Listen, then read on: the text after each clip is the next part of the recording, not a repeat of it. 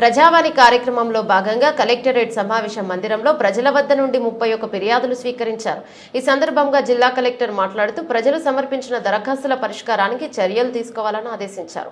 నేటి ఫిర్యాదులలో ఎక్కువ ఫిర్యాదులు భూములకు సంబంధించి ఉద్యోగం, పెన్షన్ తదితర ఫిర్యాదులు ఎక్కువగా ఉన్నాయన్నారు. వాటిని త్వరితగతిన పరిష్కరించాలన్నారు.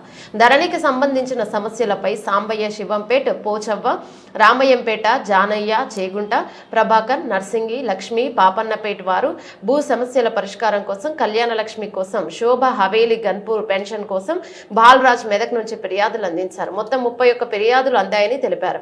ఈ కార్యక్రమంలో అదనపు collector Venkateswarlu, DRO Padmasri, DPO Saibaba, DRDO Srinivas, DFO Raviprasad, DFO Govind, DEO Radha Kishan, DWO Brahmaji, DIEO Satyanarayana, సంబంధిత అధికారులు, సిబ్బంది పాల్గొన్నారు.